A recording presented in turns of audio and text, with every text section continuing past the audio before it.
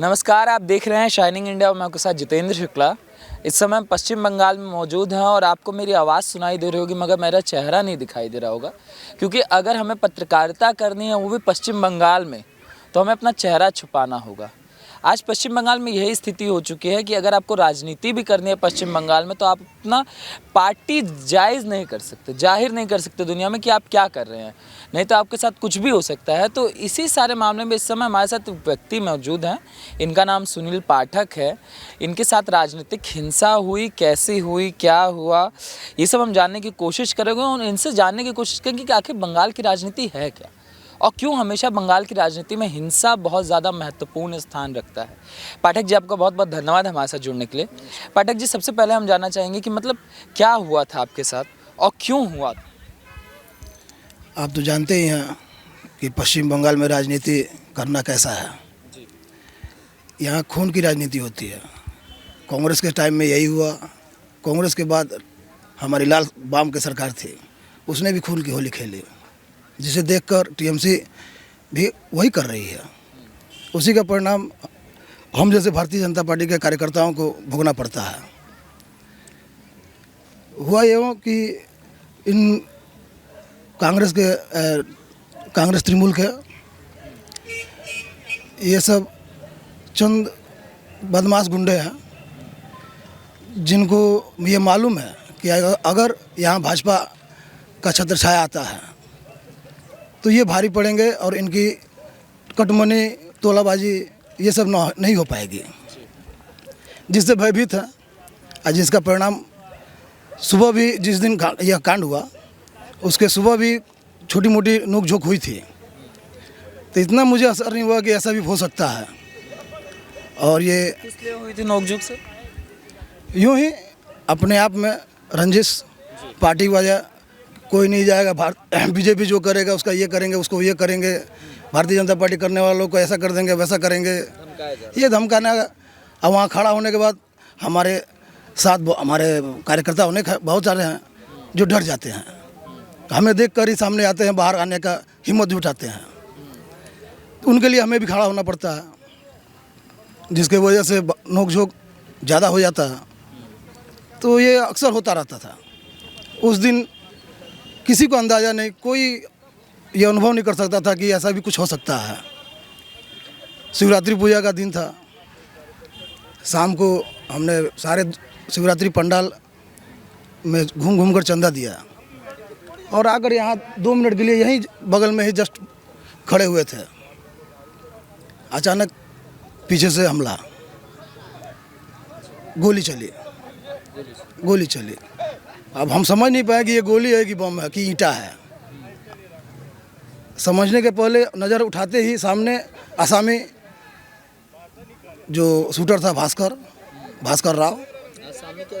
आसामी मतलब मुजरिम। आसामी का मतलब यहाँ बोला जाता है, आसामी चलता भाषा है, मुजरिम भास्कर राव। सामने फिर गोली भर रहा था, 1 साइडर बंदूक था, एक गोली मार चुका था, दोबारा भर रहा था, कट्टा था। हमने उसको पकड़ने की कोशिश किया, लेकिन वो हाथ से निकलकर फरार हो चुका, भागा। हमने दौड़ाया भी, लेकिन वो अंधेरा था, हम ज़्यादा दौड़ाना उचित नहीं समझे, अपने आप को सेव करना उचित समझे। हमने तुरंत अपने भाई बंधु को फ़ोन किया, बुलाया और मोटरसाइकिल से हॉस्पिटल की तरफ रवाना हुआ। हमारी पार्टी हमारे साथ थी, हमारे पार्टी का हर कार्यकर्ता हमारे साथ थे। पार्टी का और सारे बड़े बंधुओं का आशीर्वाद था, छोटे का प्यार था, जिसके वजह से हम आज आपके सामने नज़र आ रहे हैं। तो आप ये सारी चीज़ें पुलिस के पास लेके गए? पुलिस सब कुछ जानती है सर, पुलिस हर कुछ जानता है। पुलिस कहता है कि तू ही देख ले, आमा के बोलवी तू ही। मतलब ये हुआ कि तुम अगर आसामी को मतलब मुजरिम को देखना तो हमको बताना कि यहाँ मुजरिम है सर, आइए आप। मतलब आप पुलिस का काम? हाँ, हम पुलिस का काम करें, सीआईडी का काम करें, एनआईए हम भर्ती हो जाए, यही सब मेरा ड्यूटी है। यही है पुलिस का तालमेल। आज आसामी को ये भी मुझे मालूम है कि वो पश्चिम बंगाल में ही खिदिरपुर के एरिया में है, लेकिन मैं कुछ नहीं कर सकता, राजनीति है इसमें। लगातार गिनती सुनते हैं हम 100, 120, अब सुनने में आता है कि लगातार जो भाजपा के कार्यकर्ता हैं 300 के करीब कार्यकर्ता मारे गए हैं दादा। क्यों ये स्थिति आ चुकी है? क्या पश्चिम बंगाल में खुलकर राजनीति करना अब जुर्म हो चुका है? और अगर आप करते हैं तो आपके साथ ये सारी चीज़ें। जी, ये भय देने का कारण है, लेकिन ये भूल गया है कि आज के समय भय से राजनीति कोई नहीं करता, और भय छोड़कर ही राजनीति में कूदते हैं सब। और भाजपा करने वाले तो आपने देखा ही है, और सारे पश्चिम बंगाल देख रहा है, हिंदुस्तान देख रहा है कि उसके लिए वो पीछे हटते नहीं। क्यों बीजेपी कर रहे हैं आप? हमें सुधार चाहिए, जिसे शुद्ध भाषा में परिवर्तन है, और भी हमारे प्रधानमंत्री जी के भाषा में उन्नयन, बोले तो विकास। तो यही चाहिए हमें, और कुछ नहीं। आपको डर नहीं लगता? 300 लोग मारे जा चुके हैं, आप पे भी हमला हो चुका है, तो हम भी आप करते रहते हैं। तो हम 350 होंगे, फूल नहीं हुआ ना। आज हम आपके सामने थे, 350 होंगे, लेकिन हमें इसका कोई गम नहीं। अरे हमारे जैसे बहुत नौजवान लड़के हैं जो भारतीय जनता पार्टी को अपने जान से ज़्यादा चाहते हैं। राष्ट्रभक्ति, राष्ट्रवाद उनके भी अंदर भरी हुई है, जिसके कारण सभी उत्तेजित हैं और उत्साहित हैं कि पश्चिम बंगाल में इस बार पूर्ण बहुमत से हमारी सरकार बनेगी। टीएमसी वाले कहते हैं जितने भी 300 लोग मरे हैं भाजपा के लोग थे ही नहीं। जब मरते हैं बीजेपी वाले अपना पोस्टर लेके पहुंच जाते हैं कि हमारे लोग हैं। अभी इसमें क्या कहना ठीक है, ये उनका मतामत है, इसमें हमें ज़्यादा बोलना ठीक नहीं। राजनीति आज भय की बन चुकी है दादा। क्यों? मतलब आज अगर राजनीति आप करते हैं तो आपके अंदर डर रहता है कि अगर मैं भाजपा करूंगा तो मेरे साथ ये हो जाएगा, कांग्रेस करूंगा तो ये हो जाएगा। सिर्फ टीएमसी करना है। टीएमसी यह चाहती है, तृणमूल कांग्रेस यह चाहती है कि मैं ऐसा भय बनाऊं कि कोई भी अपना मन मात्र काम ना कर सके। लेकिन सारी पब्लिक, सारी जनता जानती है कि ये मतदान है, मत का दान है। जिसका जहाँ इच्छा करेगा वो अपना स्वतंत्र रूप से दे सकता है। अब इसके बाद लेकिन फिर भी अगर प्रेशर देता है तो पब्लिक है, जिसको हम लोग हिंदी में कहते हैं जनता जनार्दन, जनता भगवान का रूप है, वो फैसला करती है।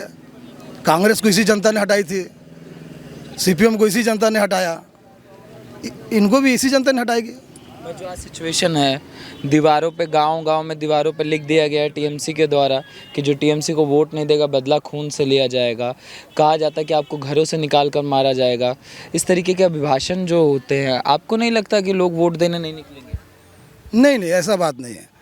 हमारा केंद्र सरकार मजबूत है, हमारे प्रशासन भी मजबूत है, और जो जितने भी सेंट्रल फोर्स आ चुके हैं, और हमें उम्मीद है इलेक्शन कमीशन पर भरोसा है कि वो निष्पक्ष और बिना हिंसा का चुनाव होगा। टीएमसी के नेता कह तो रहे हैं बूथ चाहे जो कर लीजिए, बूथ पे तो हमारा ही नेता पहुंचेगा। ठीक है, ऐसे ही बात कुछ दिन पहले लाल का नेता कहता था, जो कि बेचारा पुलिस का सरकारी डंडा खाकर ऊपर राम को प्यारा हो गया। वो भी समझ लेंगे, इसमें कहना क्या है। सेंट्रल गवर्नमेंट की डंडा पड़ता है तो अच्छे की निकल जाती है, तो ये भी अपने आप को समझ लेंगे। कांग्रेस की जो स्थिति है कि कांग्रेस का हमने सुना था कि बेटे को मार के उसकी माँ को उसके खून में सना हुआ भात खिलाया गया था। आज कांग्रेस जिस तरफ जाके खड़ी हो गई है, और कांग्रेस खुद चाहती है कि टीएमसी की मतलब सरकार बन जाए, और हिंसा टीएमसी वालों के साथ भी हो रहा है। वो कह रहे हैं कि हमारे साथ भी ये सारी चीज़ें हुई हैं। तो ये हिंसक राजनीति में परिवर्तित होना, इसका विरोध नहीं करना, सिर्फ एक पक्ष आप लोगों के द्वारा विरोध किया जाता है। कांग्रेस अधीर रंजन चौधरी करते थे, मगर आप वो नहीं बोलते। अधीर रंजन बाबू आज विपक्ष का नेता बनकर बैठे हुए हैं, क्योंकि अब कांग्रेस में कोई नेता बचा नहीं, और कांग्रेस का ये स्थान है कि वो अपना स्थान ढूंढने के लिए स्थान खोजता है। किसी भी पार्टी के पीछे खड़ा हो जाना आज कांग्रेस की पॉलिसी हो चुकी है। तो कांग्रेस का क्या कहना है। जहाँ तक लाल की बात है, लाल अपना अस्तित्व खो चुका है। इसके पहले भी विधानसभा में ये साबित हो चुका है कि लाल और कांग्रेस ने गठजोड़ किया था, इसका परिणाम असफल हुआ, लाल के विपरीत गया। क्योंकि वो सना हुआ जो बात कह रहे थे आप, उस तरह का काम आम जनता के साथ हुई थी। तो जनता तो नहीं बदलती, नेता बदल जाए तो जनता नहीं बदल